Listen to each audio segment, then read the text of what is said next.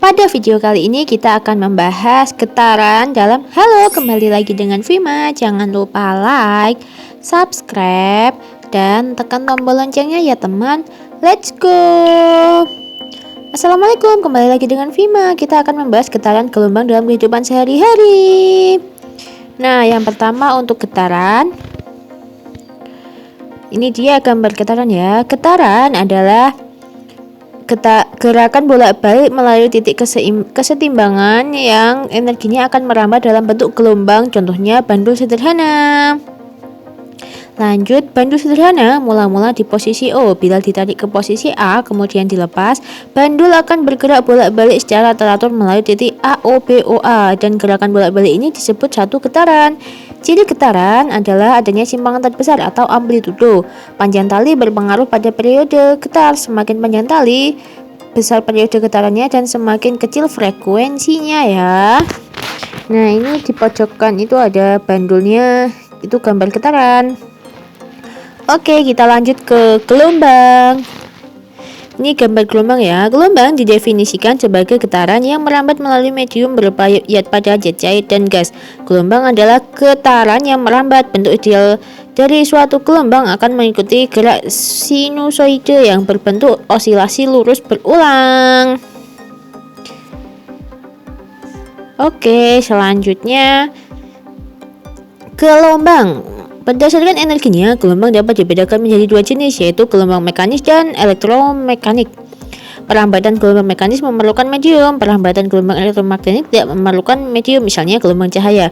Berdasarkan arah lambat dan arah getarannya, gelombang dibedakan menjadi gelombang transversal dan gelombang longitudinal ya. Oke, begitulah gelombang dibagi menjadi beberapa bagian. Selanjutnya, kita bahas dengan gelombang transversal. Ketika tali diberi simpangan, tali akan bergetar dengan arah getaran ke atas dan ke bawah. Pada tali, gelombang merambat tegak lurus dengan arah getarnya. Nah, ini ya, panjang gelombang transversal sama dengan satu bukit satu gelombang. Jadi, panjang gelombang dilambangkan dengan lambda dengan satuan meter. Nah, itu satu lambda itu satu bukit dan satu lembah ya, itu dinamakan satu gelombang. Untuk gambarnya itu silahkan dicermati. Oke, kita lanjut ke gelombang longitudinal. Ini dia gelombangnya. Gelombang longitudinal memiliki arah rambat yang sejajar dengan arah getarnya. Contoh gelombang longitudinal adalah gelombang bunyi. Satu gelombang longitudinal terdiri atas satu rapatan dan satu regangan. Besaran yang digunakan pada gelombang longitudinal dengan besaran pada gelombang transversal itu sama ya. Nah, ini pada satu gelombang itu satu regangan dan satu rapatan ya, yang panjangnya itu satuannya meter. Cepat lambat gelombang dirumuskan dengan V sama dengan lambda per T. Karena T tidak sama dengan I per F, maka F sama dengan I per T. Maka cepat lambat gelombangnya dapat ditulis yaitu V sama dengan lambda kali F. Dalam medium yang sama, cepat lambat gelombang adalah tetap atau sama. Contohnya, diketahui cepat lambat tali adalah 12 meter per sekon.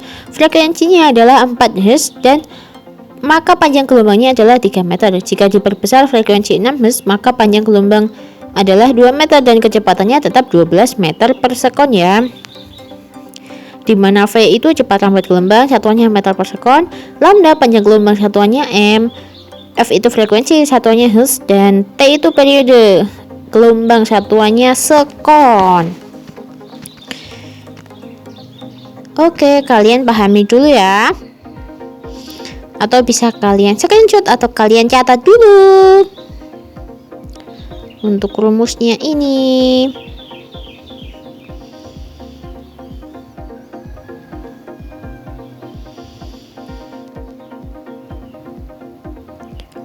Oke, selanjutnya kita mau membahas mengenai